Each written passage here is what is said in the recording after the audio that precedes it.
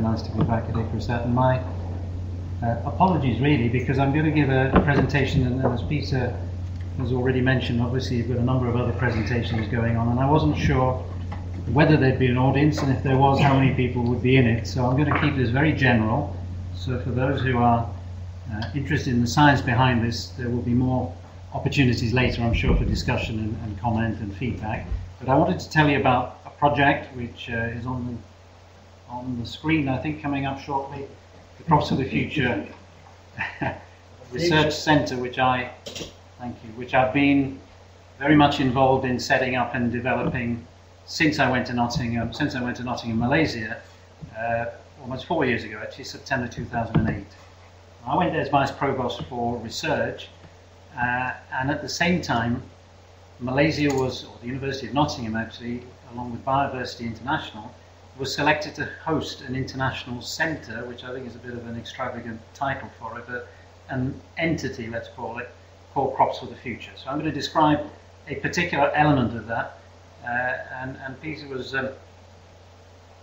mentioning this small campus. This small campus is the University of Nottingham's Malaysia campus in the background there, which is actually quite a large campus, about 300 acres of land available, and about 75 nationalities of students and about 40 nationalities of staff, and about 5,000 staff and students working there, all registered and part of the University of Nottingham, albeit 12,000 kilometres south of Nottingham in the UK.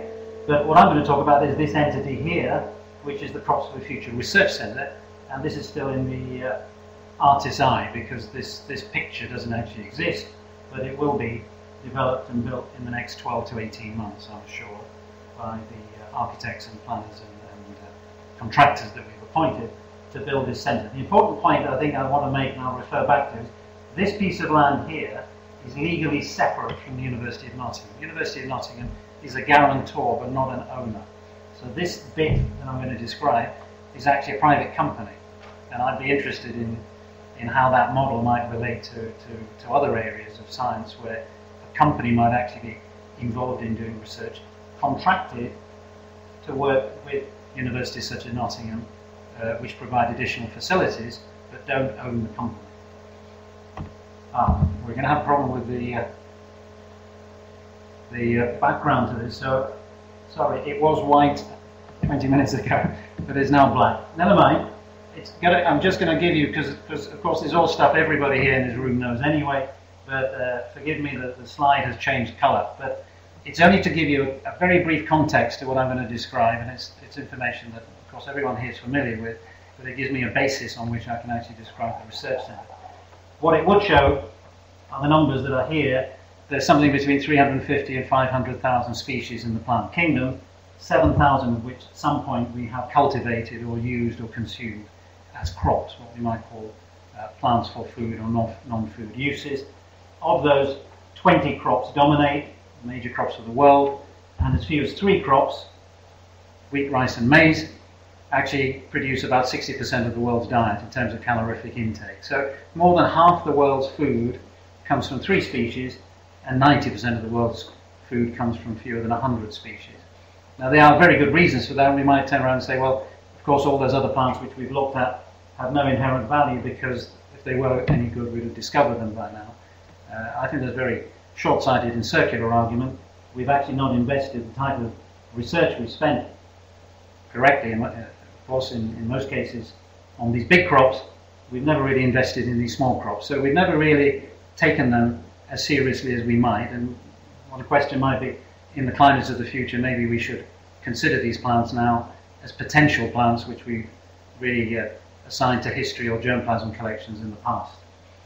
The other point, work that I've been involved in and others have been in the physiology of intercrops and multiple cropping systems, but of course the world is dominated by single crops made up of identical plants of the same species, the same variety, growing next door to identical individuals. So in our recent past, we've moved from hunter-gathering and agro-silvopastoral systems through agroforestry, which of course is still a relevant activity for international research centres, intercropping and sole cropping. In fact, when I was at ICRISAT, that was many years ago, most of my research actually was on intercropping, and that really interested me because in biological system efficiency, intercrops often are more productive than soil cultivation, but of course in economic terms that may not be the case. What it does lead to, of course, a loss of system and genetic diversity, because we now replace our complex multiple history of agricultural systems with the sole cropping or monoculture that now dominates world agriculture. And if I flew over the UK, I would see, albeit not from this angle, something that looks like this. For most part of the agricultural scene, it would be 3 or 4 major crops grown as monocultures. And interestingly, when I land at the airport, when I go back to Kale on Thursday and Tuesday, I'll see this scene. And I'll see another monoculture, albeit a plantation crop, oil palm, but a plantation crop that is actually, one comment most people give me is, why should we look at alternative crops? And I say, well, oil palm was an alternative crop to Malaysia once, because 80 years ago there was no oil palm in Malaysia.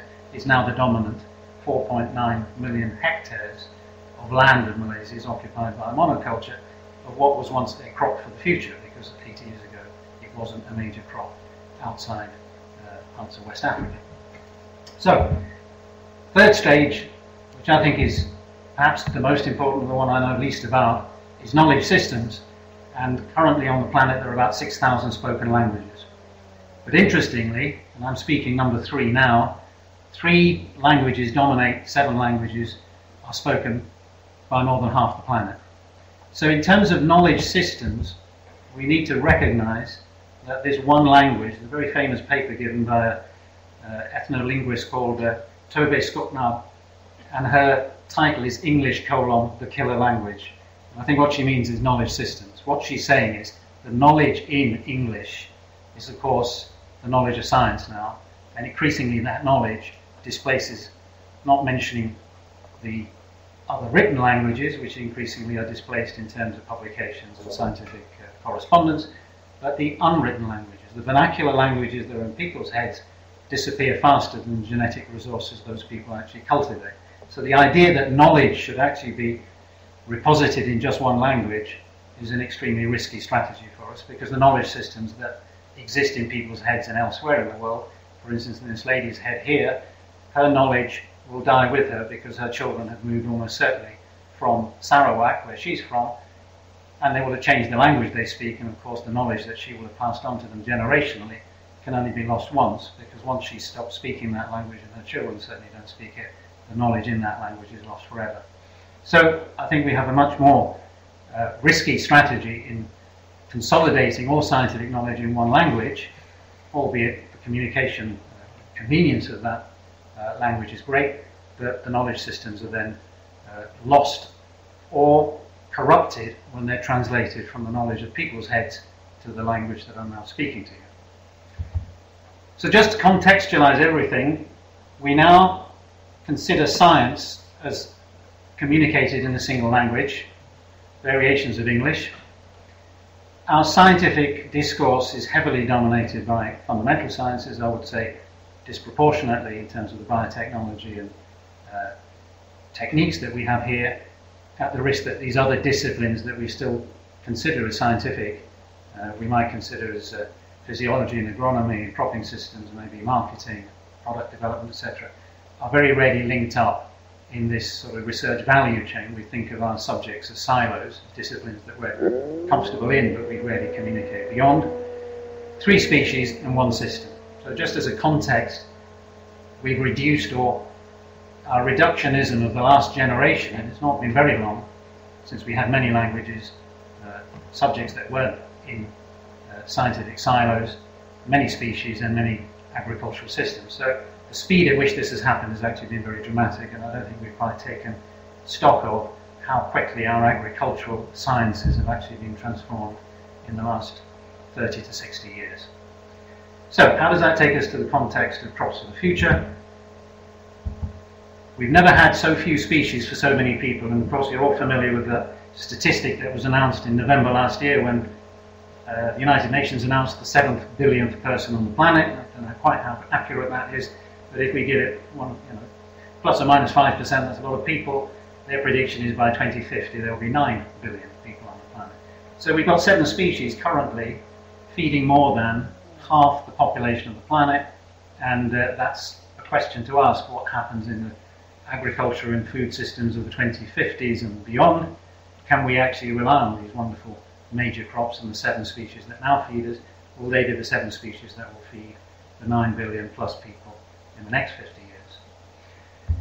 So few languages, so many people, and again, it has to be written to be communicated, because no longer do we communicate verbally. Information has to be put into scientific publications, websites, social language, networks, etc., all using written forms, and that written form is increasingly in very few linguistic systems. And the usual elephant in the room is the climate change, climates of the future. And I think the only useful point I want to make here is, because we all will say, well, agricultural diversity is very important. And what I'm really saying is, are we serious about it? Because we talk about agricultural biodiversity, we talk about preserving germplasm, we talk about international efforts to conserve agricultural biodiversity, but do we actually mean that in any serious sense? And maybe it's time now for us to take stock of that and say, should we seriously reconsider the diversity of agricultural and knowledge systems? That means, should we do research on it rather than treat it as a public good that we should conserve? Usual phrase, use it or lose it. Should we use agricultural biodiversity more to conserve it rather than keep it in germplasm collections? Probably out of date, and you're more familiar with this diagram than I am, but the international centres and the CG system has, and I was just briefly talking this morning, and it reminds me of the same principle, no global institution specifically responsible for research. And it's tripped off the edge there on this format, I'm sorry, but the missing word is crops, which is actually quite relevant. No global institution responsible for research on underutilised crops. And the word there, research, is the relevant point. Biodiversity, of course, based in Rome with many regional offices. Not sure there's a biodiversity office on Icrasat, or here you have a biodiversity association, but principally biodiversity's relationship is to conserve and promote and advocate the use of agricultural biodiversity. It doesn't have a research mandate to actually do research in agricultural biodiversity, and particularly underutilised crops. So an opportunity emerged about 4 years ago, and there was an international call, which interestingly Icrasat bid as well, but about 11 international centres and 2 or 3 non-international centres bid to host an entity which some of you may have heard of its predecessor, the International Centre for Underutilised Crops. A lady called Hannah Janaki set up an international centre, albeit with only 2 people employed, in Colombo, in Sri Lanka, supported by the UK Government Department for International Development. At the same time, there was a global facilitation unit for underutilised crops hosted in Rome by Biodiversity International. And the two decided this really wasn't very sensible to have 2 very small units working on underutilised crops, and they issued an international call for hosting agency, because Sri Lanka itself at the time, the International Water Management Institute, didn't seem appropriate, and an institute in Rome didn't seem appropriate to host an international centre for which most plants are actually in the humid and semi-arid and arid tropics. So the call was to host an international entity called Crops for the Future. 11, in fact 13 agencies bid for that, short list of 3, and to cut long story short, the final selection was Biodiversity International and the University of Nottingham, which was actually the only non-CG centre that bid, and we only bid as a research partner. We didn't bid to host the full entity. We actually were interested in research on underutilised crops. So the 2 selected partners were Biodiversity International's Asia Pacific Oceania office in Kuala Lumpur in Malaysia, and the University of Nottingham's Malaysia campus, of course in Malaysia. And they were selected to host this entity called Crops for the Future, global mandate, and Biodiversity International with the advocacy and communication mandate, and the University of Nottingham in Malaysia with the research mandate. And it's a massive mandate. Any food or non-food crop not supported by international centres. So basically any of those 7,000 species that have been used or could be used for agriculture. So hosting is one thing, delivering is another, and being given, if you like, permission to host an international entity is great. But if there's no resource and there's no backup, then of course it's just a nameplate on a door.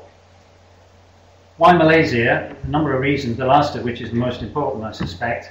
But first of all, Malaysia, for those who don't know it personally, is the second most mega diverse region in the world, After Brazil, it has the largest number of indigenous plants and animal species, and of course it has an enormous agri-ecological transect, because it sits here in a huge transect of biodiversity right across this part of this hemisphere.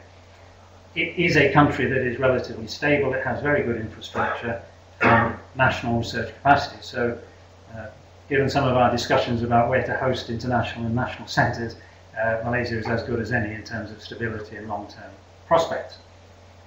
Of course, it has this huge repository of knowledge and plants. It is the largest, I suspect, living laboratory of plant and knowledge system anywhere, because it's got languages, it's got vernacular and ethnobotanical knowledge, and it's got 18,000 indigenous plants, of higher plants. Surprisingly, at the equator, you might think, well, of course, it's the humid tropics, but I can vouch for the fact that you can go to alpine climates, because if you walk up Mount Kinabalu at the equator, you go from not quite, you go from sea level, of course, which is the humid tropics, up to alpine climates at the top, all at the same latitude. So there's a huge agroecological gradient without having to go very far. It's not very far in terms of latitude. So here's a natural laboratory of natural plants and natural knowledge, which, as far as I'm concerned, anywhere on the planet, it's difficult to see a greater diversity in a very short distance. Third most important reason is funding. Without funding, of course, we're all aware of the fact that we haven't got resources, we can't do things. So when we actually were given permission to host Crops for the Future, the very first job was to actually engage. As you notice, the University of Nottingham in Malaysia is a public university in Nottingham, UK, private university in Malaysia, but it's not a Malaysian entity, it's actually a private entity. And of course, Biodiversity International is an international agency which is actually not based in Malaysia. So our first task was to actually engage the government of Malaysia. And by so doing, we were able to establish, I think, a unique relationship, because the outcome of this is the establishment of a research centre, which is a legally private company called Crops for the Future Research Centre. So whilst it is the research arm of Crops for the Future, it's a company limited by guarantee without share capital. And though I know nothing about business till I started doing this, what that actually means is there are guarantors who don't own the company. They guarantee its long-term future in terms of resource support. In the case of the university, enormous research infrastructure, of course. What it also means without share capital is there's no dividends to shareholders. So the research investment is returned as research activity. There is no benefit to shareholders. Even more, and I think this is unique, in Malaysia, if anyone invests in a research company, and there are very few registered research companies, they can claim their tax back. In fact, they can claim twice their tax back. So if anyone here wants to set up a company in Malaysia and donate $1 million, they can claim $2 million back in tax relief. Now that's extremely important, of course, because that's a public investment which actually costs the investor nothing. In fact, they benefit from it. The biggest investor is the government of Malaysia, which has invested $40 million in this project. So the investment allows us to set up a research centre for alternative crops or underutilised crops with funding guaranteed to 2017. Funding to build the facilities and the operational costs for running it. And I think in any current economic climate, that's a massive investment. But to do it on underutilised crops, crops that have no international lobby group or agency supporting them, is actually a unique investment. Mandate is for underutilised crops, alternative crops for food and non-food uses. Of course, food is primary, feed and nutrition and health, but also energy and biomaterials. So anything we want to do on alternative crops is the mandate of the CFF, and particularly the research centre. Product marketing, making things out of plants and making products out of them, valuable or public use, or end uses that may be of value without necessarily a commercial return.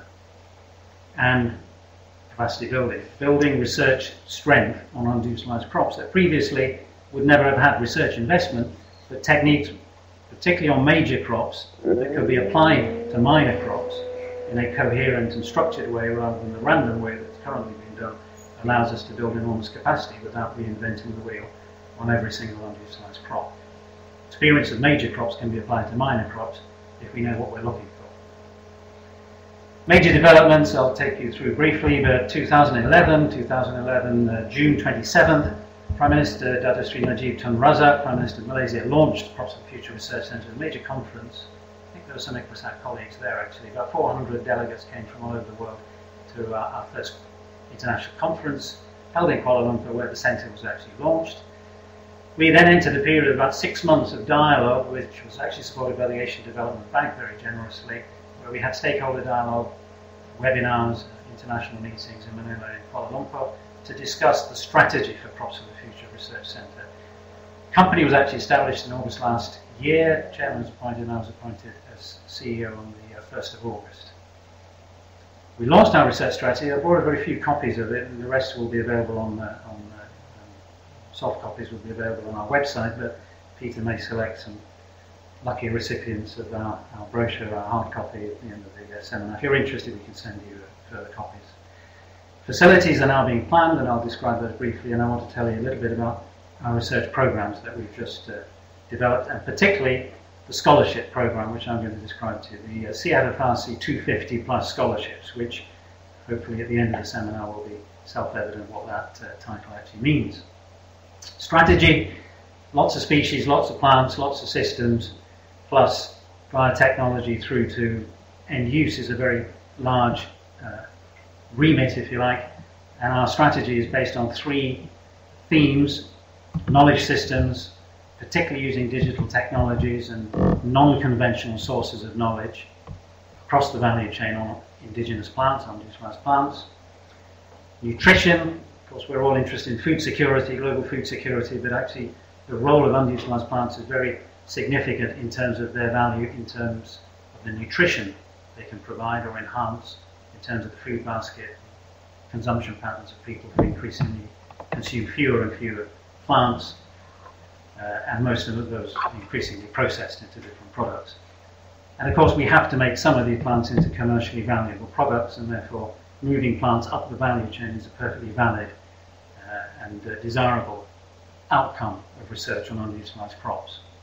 So a commercial direct, if you like, a commercial pull to make plants into higher value products is actually a very good discipline for us to see why we should be working on these crops. Briefly, the research centre, and over the next 18 months, one of our most exciting tasks will be to build a centre. So I mentioned what it looks like. There's the campus of the university, already full of laboratories, libraries, computer facilities, accommodation, refectories, sports facilities. None of that needs to be duplicated. So the research centre here is being built adjacent to the university, and will contract facilities from the university as we need. None of them will be duplicated where the university already has them. What we'll do is build a new centre here with complementary facilities exclusively dedicated to underutilized crop research. So the facility we develop here will be in addition to the university, and that legal boundary here means we actually have to buy those facilities. We don't get them free. We contract them in. I'll show you how we're going to buy them. This actually here will be a botanical garden of alternative crops. In other words, a visitor centre. Here in the humid tropics, I should say there in the humid tropics, we actually can grow pretty much anything under different conditions. So we can actually have biomes in which we control the climates. We have gardens in which we can grow crops of the future. Crops, not just, if you like, interesting plants, but plants that actually may have some commercial, nutritional end product value. And the facility will be unusual in terms of the research we do is on alternative plants, and we will use alternative principles in the construction of the facilities. We'll use green, energy efficient structures, we'll recycle natural rainwater, and it will be the first carbon neutral research centre in Southeast Asia. Now the design is, I think, quite exciting, and this is really what it's going to look like. And we'll have 3 domes. One will be a visitor and administration dome, in which we actually hope to bring a lot of people, particularly public and young people, in to see their crops and see the plants that they actually grow a long way, sometimes not so far away from them, but in inaccessible parts of the rainforest. We're going to have laboratory domes, a laboratory dome, and a research dome in which we have all of our research staff and students. So technology actually should allow us to reduce the energy cost of this building, because we're using this wooden frame, ventilated, in which internally we have our laboratories and offices and buildings, recycle rainwater from our lake, and green roofs. So we actually grow plants on our roofs of the laboratories and facilities internally. So just imagine that facility is now approved for construction and we'll be building it in the next 15 months. Hopefully by the end of next year we'll be installed in our new centre next to the campus. And that's really what we intend it to look like, and that's already approved for construction. What are we going to do in it? Now this is very brief, so I'm going to apologise because there's going to be a really quick sort of synopsis of our programs. You remember I mentioned we had to set up research strategy, and our research strategy was those three themes of sustainable nutrition, knowledge systems, and high-value agriculture. Now those are themes, they're not programs. Our programs have to fit within those themes. And I think perhaps the most important initial investment is in this web-based platform of knowledge. So we already have spent about 6 months developing a web-based platform which should become the repository or the first point of reference for knowledge on underutilised crops. Knowledge in every form, because all of these technologies already exist to map crops. Where can we grow them? Where can we find them? What can we make out of them? How do we breed them? What are the agronomic physiological strategies for growing them? All of that, if you like, is a knowledge base which we can use from conventional, published or experimental evidence that we collect. Key feature will be how we include the qualitative, how we include the indigenous and the vernacular knowledge with our knowledge systems in the more conventional, so-called conventional sense. So this integration of indigenous and conventional scientific evidence is really what we're aiming for. Filtered, if you like, in terms of quality control, linked in terms of scientific experimental evidence, and then made public. So that information is made public in almost every case where there is a public value to that research rather than purely a commercial interest in it. So that knowledge system is actually a very important tool that we've already invested. We will put a number of postdoctoral and postgraduate research students, and all our projects that I'll describe in our programs will actually be underpinned by this crop-based knowledge system. In other words, all the information we collect from every program will be included in our crop-based knowledge system. So here's CropBase, that's our sort of linking knowledge system, and at the moment we have identified 5 programs for research, and it's those 5 programs that I'll mention because we will invest heavily in studentships and research opportunities, primarily, not exclusively, but primarily in those 5 programs. So here's our CropBase. I've mentioned that to you. We already have some significant investment in human resources to develop that. Let me now just mention briefly these three value-added, high-value agriculture projects and 2 nutrition-related projects. Those are the ones that we've actually launched already. So very quick scan through the issue. BiomassPlus, and I'll mention it again later on, but the term there, plus, relates to an acronym providing links to underutilized species. So our purpose here is to look at, in this case, biomass, because the government of Malaysia has announced an enormous investment in alternative energy. And it sees alternative energy not from solar or from wind or from other sources, but from biomass, and from this huge plantation sector. There's 4.9 million hectares of oil palm, which is currently used, of course, for oil, but not for biomass and not for alternative energy. So our purpose here is to look at how we can assist the oil palm sector in providing other species that complement biomass from oil palm. Oil palm will always be the dominant crop, so it's going to be oil palm plus, if you like, other species.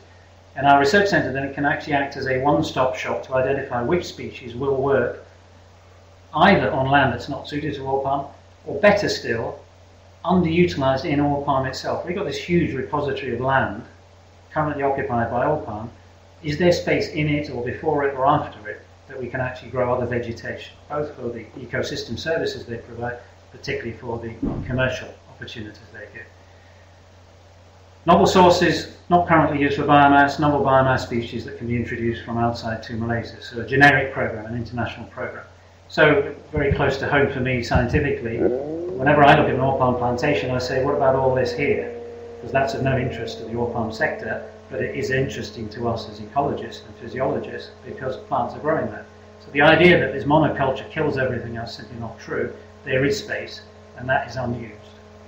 There's not just space, there's of course a huge, enormous biomass recycling going on in this very humid tropical environment, and that space plus this opportunity to actually reuse or recycle or provide other sources of biomass other than these trunks is actually very exciting for us. And not least this. And if you look at any developed, fast developing country like Malaysia, it's crisscrossed with electricity pylons. And in that 4.9 million hectares, at any time 5% of that area is occupied by non-biomass, non-oil palm, because oil palm is not allowed to be grown under electricity pylons. No crop can be grown taller than 3 meters below electricity pylons because the electricity service have to actually reach those pylons. Now if you take that 5% of 4.9 million hectares, that is a huge amount of land not being used for cultivation. And our idea is actually to use that, plus of course the space in it and the space before it, because oil palm takes 3 years before the canopy closes, and that is a huge agroecological opportunity for us to do really good scientific research on resource use efficiency, resource capture conversion efficiency, introduction species and their biological and commercial and economic potential in alternative energy potential in oil palm. I'll skim through these. It's only the traffic light is really the thing to indicate. So here's our CropBase scoping, technology, implementation. All our projects are driven by an end use. So alternative crops are not just alternatives, they're actually providing a drive that the commercial sector wants, in this case biomass for alternative energy. So the selection process is critical because we have to know which crops we're going to use, and that has to be quantitative, not empirical or subjective. We have to have a very clear screen of which species will fit the criteria that we want by end users. And then there's technology phase. That's when we do our research. That's actually development of products and end uses and modification of these plants for their potential uses. It's only at that point we identify a breeding program for the species we're interested in. So in this case, there's BiomassPlus, and I'll skim through the others, but you'll get the point now.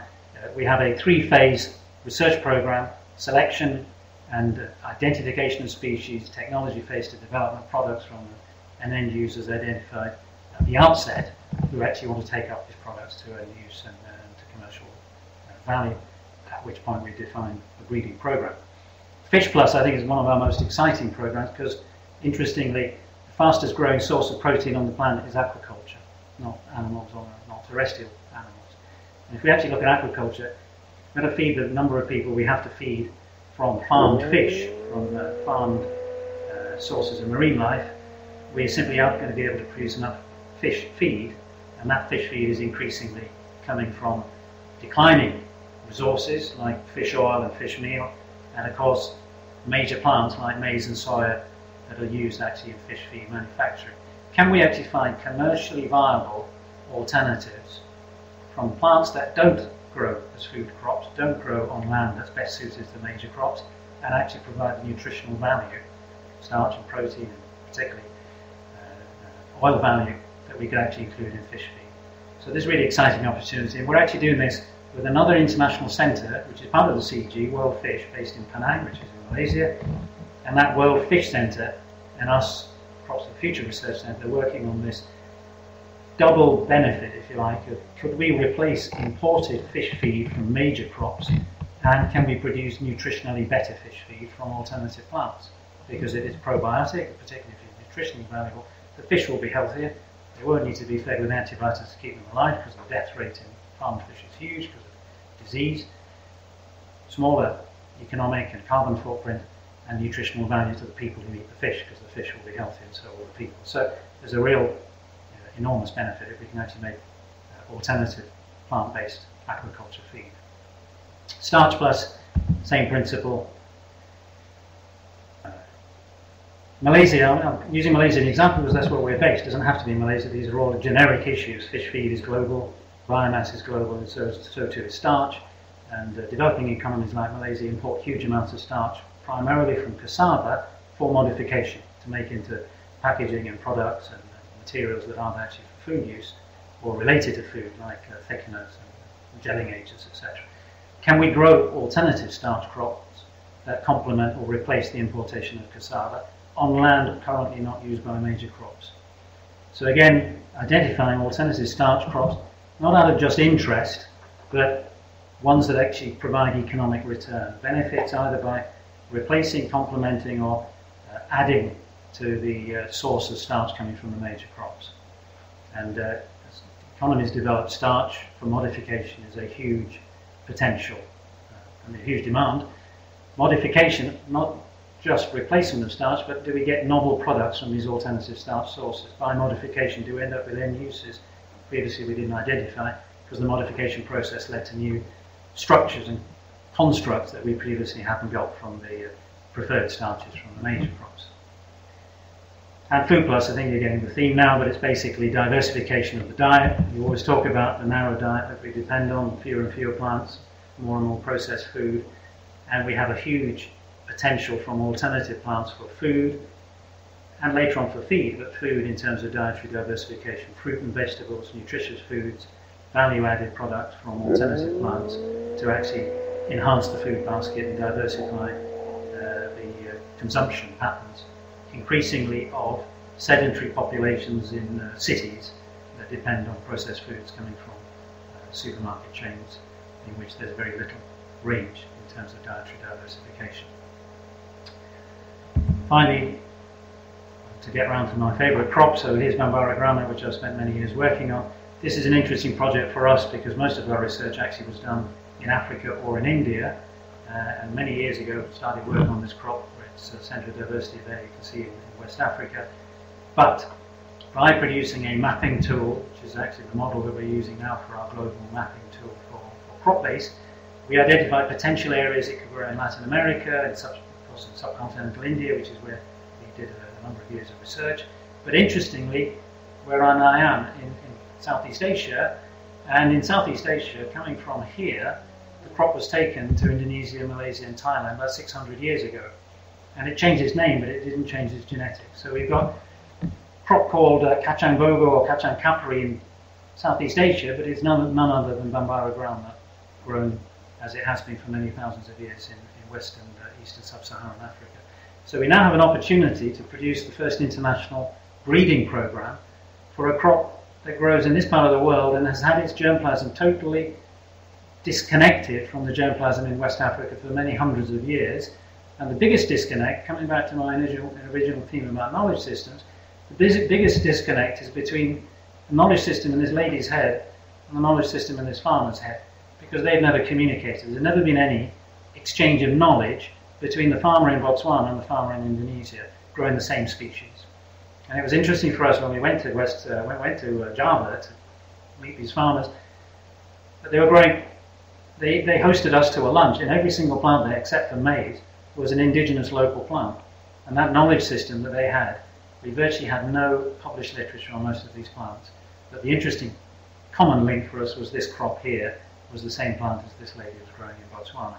So for us, linking knowledge and research into an integrated breeding program is a priority, and using digital technologies and social networking to exchange knowledge, which isn't necessarily what we would put in scientific publications, is actually going to be the bedrock of this new Bambara groundnut breeding program using CropBase. Okay, finally, and it's the scheme that I wanted to introduce to colleagues here. You may be interested in participating or contributing to this. When we actually established, I'll show you the last slide first so you know what I'm talking about. When we said this is a legally separate entity, we had to pay an overhead to the University of Nottingham, and that was not as easy as you might have thought. The overhead, as an entity, the university said, fine, we'll take the overhead and you can have access to our facilities. But that was going to get very, very difficult to ensure that we got the access to those facilities. So virtually all of our overhead is now allocated as studentships, because students have a fee and they're therefore entitled to access to facilities.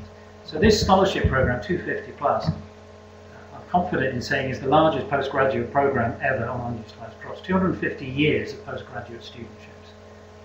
Not chronologically, but totally. So that allows us to allocate PhD and MRes studentships to work on underutilized crops, or on major crops with links to underutilized crops, comparative platforms, research on major crops applicable transferable to underutilized crops. So that plus is a very important acronym there. But it gives us an initial investment of 250 students on underutilized crops, registered not at the CFFRC Research Centre, which no one's heard of, but the University of Nottingham, which many people have. So the qualification is the University of Nottingham qualification. But the supervision contracted by CFFRC in the first instance, the 250, plus means two things. Plus links to underutilized species, plus means more than 250, of course. And that's where we can say, contracted by CFFRC to the Nottingham University in the first instance, but to any other research partners to actually contribute to the scheme. To the programs or to the research priorities I've identified, of course, to new ideas that we haven't come up with yet, that scheme is now available for us to jointly supervise, either through CFFRC or the University of Nottingham, primarily the Malaysia campus, because Nottingham UK or Nottingham China, in postgraduate qualifications to do research on underutilized crops. Fees, in our case, the 125 that the CFFRC overhead is paying for is full fees and stipend and consumable costs, so no supervisor has to ask for extra money. Funding is actually provided. The university has been rather generous in providing 125 full fee scholarships, but of course it's not paying the stipend and consumable costs as well. And other partner universities, interestingly, Peter, Reading for one, Carol Wagstaff, you may know, has already, they put their hand up and put 2 PhD scholarships into the scheme. And of course it's only just been launched. The first deadline was June 1st of this year. Next deadline will be mid-July. So in the next month we hope to attract a number of other potential partners who wish to do collaborative research with us, contributing in kind or in cash to do research in this collaboration with CFFRC. Not just in Malaysia, but also in other partner alliance centres like West Africa, East Africa, Southern Africa, and hopefully in South Asia here in India. Okay, thank you very much for your patience. That's really a quick overview of what we've been doing, and I look forward to answering any questions if you have. Thank you. Thank you very much. All right, so I guess we've got about 10-15 minutes for questions before we coffee, and there'll be further opportunity to interact with coffee. Those of you who are not running immediately to another seminar. So one thing that interests me about the underutilised crop is what are you going to do about policy or advocacy? Because of our own experience within the CRPs, of starting off with 18, 15 legumes or whatever it was, and being told by the ISPC, no, it's all the time still losing, even where diversity is important locally and can be demonstrated. So how are you going to go about a policy? Two things. CFF, that's biodiversity in essence, should be better at policy than we are. And the other is there's no point in policy if there's no evidence. So our job is to provide evidence, and that evidence should be credible, respected evidence rather than evangelical evidence. So as long as we provide evidence, people make their own minds whether it's useful. I think that will be a stronger case than advocacy. I don't think we'd be backward in advocating, but only when we've got evidence to support it. One of our key, and I did mention that we are making a number of research theme director appointments, about 5. One of them will actually be in marketing, which isn't policy, I know, but it's in getting things onto shelves that people then can say, there you are, we've actually got some use for this product. The other is to say, you can do it for one crop. It's really why we worked on Bambara for so long. Concept is proof of concept to another crop is actually transferable. As long as we can deliver one crop, that evidence, I think, will be transferable. Good. Right, questions? Yeah, Michael. How are you going to prioritize? You've got thousands of dollars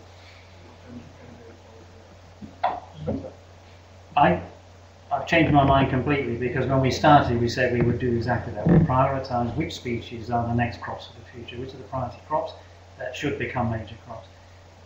This system here, just exemplified by FoodPlus, is actually not to prioritise. Because when you prioritise, you put another category in saying these are the crops of the future. And of course everyone will say, well, what about this crop? Why isn't it in your candidate list? Or why isn't crop X in? Crop Y is. So that becomes an enormous dilemma. What we let happen, I think, is the end user prioritise. In other words, if we say FoodPlus, we'll actually identify which crops fit, if you like, the pull factor, the commercial demand for those plants, and therefore those plants will become the plants that we do plant breeding on. A better example would be starch. we know there's all plants in the world contain some form of starch. Which ones are the ones that will produce the highest fraction of starch under the agroecological conditions that we're actually interested in different climates? The crops will then select themselves. We actually identify those crops as a result of the demand, in this case for starch. I think it's a harder thing to explain, but it's an easier thing to do because we're then justifying the end use rather than a candidate list that we dreamt up or somebody else has given us. Not sure if that answers your question, but I don't think that's it. Yeah. I mean, what it do in cases that have very limited amounts. Globally. In the press. If you look at it globally, right, what ways could there be to really start prioritizing? I still feel something which needs to be done. Right? I mean, investment will always be limited. Money will be limited, so Yeah. we need to prioritize. I think we prioritise both by, we have to pick certain plants. The one I quoted, the only species actually I've mentioned throughout this is Bambara groundnut. That's the only one that we've actually got enough evidence so far to finish off to a point at which we can actually say we developed that crop to end use, and therefore there's a market, there's an end user for it. The priority will be how we set up systems, in other words, the approach we take that's rapidly transferable to other unutilised crops. So I think, even though I spend a lot of time agonising over which crops were crops the Future Research Centre work on, I think that becomes a rod for our back, that becomes a restriction on us rather than an opportunity for us. You're right, the resources are very limited, but I think the resources should be spent on transfer of technologies rather than the number of species we work on. So if we think of, for instance, genetic linkage mapping or any of the current biotechnology platforms, they should be transferable using one unutilised crop as an example. It might be a closely related one, but the exemplar species then demonstrates that transfer of technology is viable to an unutilised crop. So I'm much more interested in the approach we take to different species than the species themselves. They'll come out of the system eventually. Yeah, Jimmy. Thank you very much, Dr. Razam, and welcome back after a long time. Thank you. But now we are seeing it a lot of gray hair. Not much, Greg, because there's not much left. Going back to Indian agriculture, Asian agriculture, I expected you were going to tell me different crops to make more money in Indian agriculture or some other side. But you said fish plus and maybe starch plus, and then see, for example, 10 years back in Andhra Pradesh, I used to tell farmers several options. Okay, good thing because this is today. The diversity is lost. We have very few crops. Like you said, there are only 3, but in some days we have only 1 or 2 only. And then I feel like we have to go back again to the ancient days to search for the novel crop. Then the important point is, what I feel is working agriculture for 40 years. See, production is not a big issue. You give any crop, Asian farmers can give you 25% more production than a process. You have added value and high value crops and different foods you have shown. So if you bring them to India or any other country, good pickup. But after some time, how to sustain it? You're quite right, but I'll show you my experience over the last, since I left ICRISAT actually, has been on unutilised crops. And my experience has been whenever you advocate research on unutilised crops, it does exactly what's just been mentioned. It falls off the bottom of the list because you've got all these other crops you've got to look at first. So no unutilised crop gets in to any list that's conventionally presented by policymakers or government agencies or donors. That's why we've set up an international centre. It's not an international centre, it's an actual alliance. What we're really looking for are partners who want to work on unutilised crops, who put their infrastructure and resources in to collaborate. And that collaboration is going to be key. Because what we've done previously is we've worked for a short time on one crop, advocated it, it becomes a superfood or a wonder crop or something which we actually we run away with the promotion of it, and then the evidence is simply not there. There's no market, there's no end use, there's no long-term seed system to support it. So I think we have to demonstrate, that's why we use this exemplar, we have to demonstrate how we can make particular crops sustainably useful in the long term. And I think that message will be much more powerful than which is the crop we're going to actually promote. because I think there's a mindset here. People actually don't believe any of these crops have got an alternative use. There's no potential for them. They just slip out of cultivation, and then we have to go back a long way to actually find even germplasm. But there's no knowledge system related to other crops anymore. It's not an easy. I don't pretend it's easy, but I don't think the alternative, which is fewer and fewer crops, and the assumption that the rest are no use, is actually it's not credible any longer. Will be using the global germplasm, and it will have a commercial side to it. Do you reckon there could be some issues? There will be, and there will be on a case-by-case basis, and that'll be thrashed out on a case-by-case basis. But in fact, one of the people involved in CFF, Michael Herman, is actually, a lot of his work has been on CBD and the whole question of including underutilized crops in the treaty. So I think you're quite right, all of the IP issues will go there. But I think primarily our purpose is to provide evidence. Where there has to be commercial sensitivity or an IP issue, we'll address that on a case-by-case basis. But I think we should run away from, one of the areas we don't particularly want to get involved in is pharmaceuticals, because that really is risky and long-term and more difficult for us to actually justify. Food, and particularly feed, will have commercial and public use. I think we can consider later commercial CDAs with it. Other questions? No? Good. Okay, so I think it just remains for us to thank Zaid again. So tea and coffee will be served, so there'll be a brief opportunity, well,